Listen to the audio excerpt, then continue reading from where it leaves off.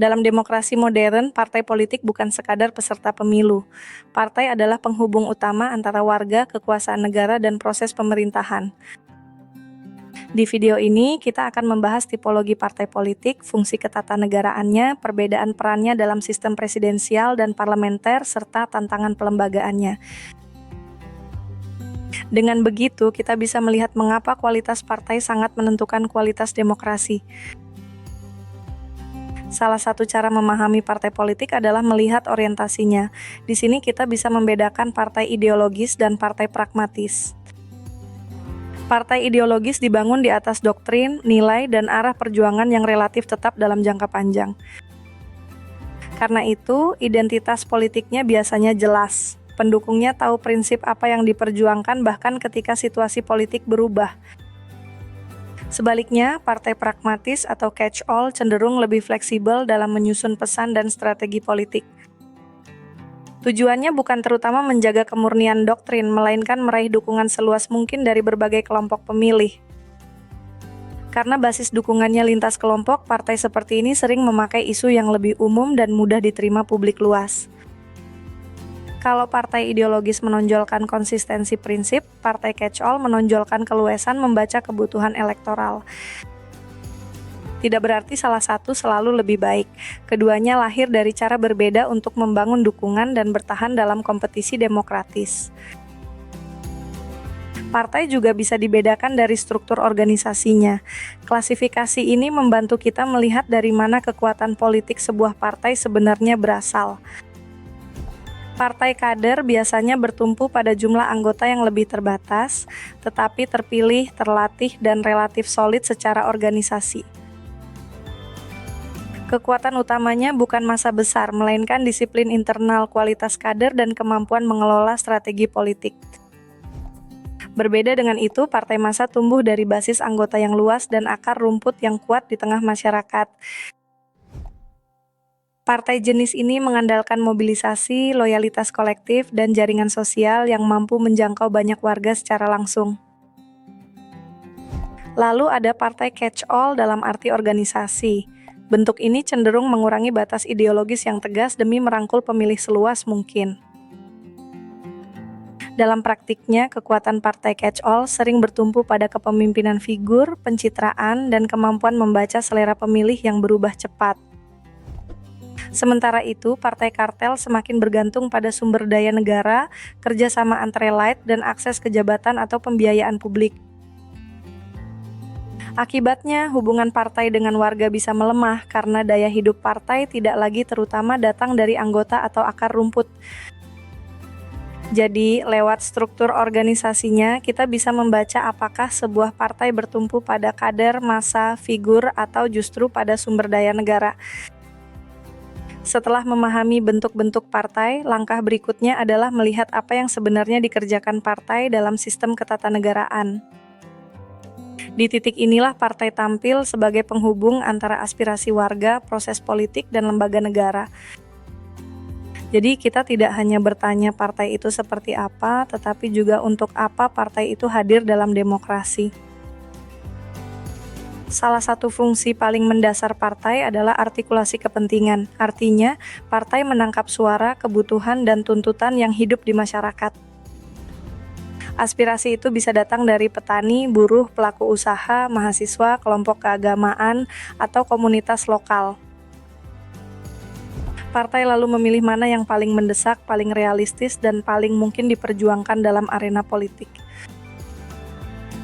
Disinilah fungsi agregasi bekerja. Berbagai kepentingan yang semula tersebar disederhanakan menjadi agenda yang lebih koheren. Tanpa proses ini, politik bisa dipenuhi tuntutan yang terpecah-pecah dan sulit diterjemahkan menjadi kebijakan publik. Dengan agregasi, partai merumuskan prioritas, mana yang masuk program, mana yang dinegosiasikan, dan mana yang ditunda. Hasil akhirnya bukan sekadar daftar keluhan, melainkan usulan yang bisa dibawa ke parlemen, kabinet, atau forum pengambilan keputusan. Karena itu, partai sering disebut jembatan antara civil society atau masyarakat sipil dan lembaga negara. Kalau jembatan ini bekerja baik, suara warga tidak berhenti di jalanan tetapi masuk ke proses pemerintahan secara sah dan terstruktur. Fungsi berikutnya adalah rekrutmen politik. Partai menjadi pintu utama bagi lahirnya calon anggota legislatif, kepala daerah, hingga pejabat eksekutif. Melalui proses kaderisasi dan seleksi, partai menentukan siapa yang dianggap layak mewakili publik dalam jabatan negara. Karena itu, mutu kader partai sangat memengaruhi mutu kepemimpinan publik yang akhirnya muncul. Partai juga menjalankan sosialisasi politik. Warga dikenalkan pada nilai demokrasi, aturan main, hak, kewajiban, dan pilihan kebijakan. Lewat kampanye, diskusi, pendidikan kader, dan aktivitas publik, partai ikut membentuk cara warga memahami politik. Fungsi penting lain adalah pengelolaan konflik. Dalam masyarakat majemuk, perbedaan kepentingan tidak bisa dihapus tetapi bisa disalurkan. Partai menyediakan jalur resmi agar persaingan berlangsung melalui debat, pemilu, dan negosiasi, bukan semata benturan di luar sistem. Selain itu, partai berperan dalam kontrol terhadap pemerintah, terutama ketika berada di parlemen atau di luar kekuasaan. Mereka bisa menilai kebijakan, mengkritik pelaksanaan program, dan menuntut pertanggungjawaban atas keputusan publik. Jadi, partai yang sehat bukan hanya mesin pemilu, ia juga sekolah politik, saluran konflik, dan alat akuntabilitas dalam demokrasi. Peran partai juga berubah sesuai sistem pemerintahan. Perbedaan paling jelas terlihat dalam sistem presidensial dan parlementer. Dalam sistem presidensial, partai biasanya berperan besar dalam pencalonan presiden atau kepala eksekutif, tetapi eksekutif yang terpilih memiliki masa jabatan tersendiri. Karena itu, hubungan antara presiden dan parlemen tidak selalu menyatu. Koalisi bisa berubah menurut agenda dan kepentingan politik. Partai tetap penting untuk membangun dukungan legislatif, terutama ketika presiden membutuhkan persetujuan atas program dan kebijakan. Dalam sistem parlementer keadaan berbeda. Pemerintah lahir dari mayoritas di parlemen atau dari koalisi yang mampu membentuk kabinet. Di sini, partai tidak hanya mendukung pemerintah, partai juga secara langsung menentukan jatuh bangunnya kabinet. Akibatnya, disiplin fraksi dalam sistem parlementer biasanya lebih tinggi, karena stabilitas pemerintah sangat bergantung pada kekompakan partai. Jadi, kalau dalam presidensial partai banyak bernegosiasi antara eksekutif dan legislatif, dalam parlementer partai menjadi penyangga langsung pemerintahan. Pada akhirnya, tantangan terbesar bukan hanya memenangkan pemilu, tetapi membangun partai yang melembaga dan bekerja sehat dari dalam. Itu berarti ada demokrasi internal, sehingga keputusan partai tidak dikuasai segelintir elit saja.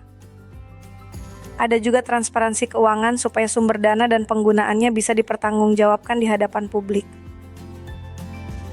Selain itu, partai perlu mendorong deradikalisasi dan inklusivitas agar kompetisi politik tetap terbuka tanpa merusak kohesi sosial. Kalau partai tertutup, tidak akuntabel, dan jauh dari warga, demokrasi ikut melemah dalam praktik sehari-hari. Sebaliknya, ketika partai terlembaga dengan baik, representasi menjadi lebih kuat, pemerintahan lebih akuntabel, dan konflik lebih mudah dikelola. Karena itu, kualitas demokrasi sangat dipengaruhi oleh kualitas pelembagaan partai politik. Semoga pembahasan ini membantu Anda melihat partai politik bukan hanya sebagai peserta pemilu, tetapi sebagai pilar penting dalam tata negara demokratis.